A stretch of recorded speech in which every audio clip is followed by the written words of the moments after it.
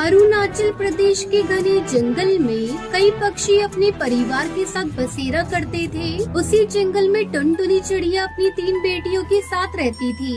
उसका पति कालू कौआ दूसरे जंगल में काम ढूंढने के लिए गया हुआ था। कई दिन बीत गए पर कालू कौआ घर नहीं लौटता। मम्मा मम्मा, मुझे भूख लगी है। आज आपने भोजन भी नहीं बनाया। सुबह से हमने कुछ भी नहीं खाया है मम्मा। कहाँ से बनाती भोजन? तेरे पापा जो अनाज रख कर गए थे वो सारे खत्म हो गया। उन्होंने कहा था जल्द लौट आऊंगा पर अभी तक नहीं आए। मैं कब से उनकी राह देख रही हूँ। कुछ देर और रुक जाओ मेरे बच्चों। बच्चे भूखे थे और टुनटुनी उदास थी। तभी उसके पास उसकी पड़ोसन रसीली तोती आती है।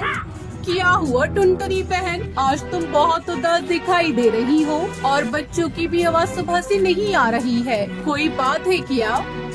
मेरे बच्चे कल रात से भूखे हैं। घर में अनाज का एक दाना नहीं। मैं भोजन कैसे बनाऊं? मेरे बच्चे भूख से तड़प रहे हैं। अभी तक इसके पापा भी घर नहीं लौटे। जल्दी आने को बोल कर गए थे पर अभी तक उनकी कोई खबर नहीं।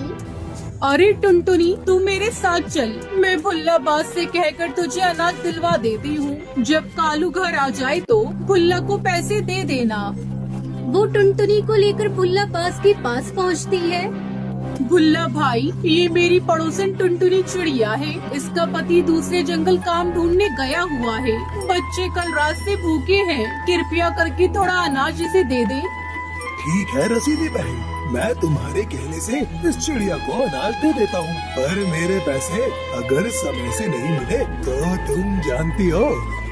हाँ भुल्ला भैया, जैसे ही मेरे पति लौट कर आएंगे मैं आपके पैसे लौटा दूंगी। और रसीली बहन, आपका बहुत बहुत शुक्रिया। घर आकर टुनटुनी अपने बच्चों को भोजन बनाकर देती है। बच्चे खुशी खुशी भोजन करके सो जाते हैं। समय गुजरने लगता है। एक दिन भुल्ला बाज अपने बदमाश कौवे के साथ टुनटुनी के घर आता है। क्या रे टुनटुनी, तू मेरे अनाज खाकर आराम से घर पर पड़ी है। चल निकाल अनाज के पैसे। अब तुझे 2 गुना पैसे देने पड़ेंगे। भुल्ला भाई, कुछ दिनों की और मोहलत दे दीजिए। मेरे पति अभी तक नहीं लौटे। आप थोड़ा तरस खाए मुझ पर। मैं बेसहारा चिड़िया जैसे तैसे करके अपने बच्चों को पाल रही हूँ। अरे ओ कालिए, चल 1-2 हवाई फायरिंग कर और इसके घर पर अभी के अभी कब्जा कर और इसका सामान निकाल बाहर फेंक।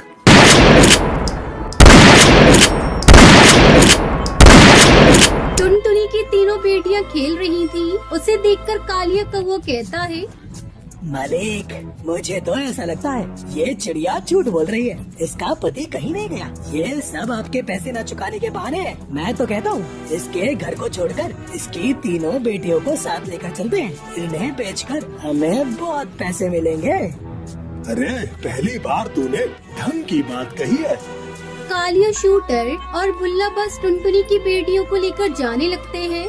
छोड़ दो मेरी बेटियों को छोड़ दो। मैं सच कहती हूँ, मैं आपका पैसा जल्द चुका दूंगी। मेरे पति अभी यहाँ नहीं है। मैं झूठ नहीं बोलती। छोड़ दो मेरी बेटियों को। भुल्ला बाज टुनटुनी की एक नहीं सुनता। वो उसकी तीनों बेटियों को ले जाकर एक पिंजरे में डाल देता है। टुनटुनी अपनी किस्मत पर आंसू बहा रही थी। हे भगवान, जल्दी से मेरे पति को भेज दो वरना मेरी बेटियों के साथ अनर्थ हो जाएगा। शाम होते होते कालू कौवा घर आ जाता है। पत्नी की मुँह से सारी बातें सुनकर वो भुल्ला बाज के पास जाता है। भुल्ला, ये ले अपने पैसे और छोड़ दे मेरी बच्चियों को। भुल्ला, मेरा नाम है भुल्ला, रखता हूँ खुल्ला। ला मेरे पैसे। टुनटुनी, चलो अब हम यहाँ नहीं रहेंगे। यहाँ भुल्ला बाज की नजर मेरी बेटियों पर पड़ चुकी है। वो कभी भी इन्हें नुकसान पहुँचा सकता है। कालू कौवा अपनी पत्नी और तीनों बेटियों को लेकर पास वाले जंगल में चला जाता है। टुनटुनी, वो देखो, यहाँ बहुत ही गीली मिट्टी और मुल्तानी मिट्टी पड़ी है। तुम बच्चियों के पास बैठो, मैं अभी गीली मिट्टी लेकर आता हूँ और फिर उससे घर बनाएंगे। कालू कौवा गीली मिट्टी लेकर आता है।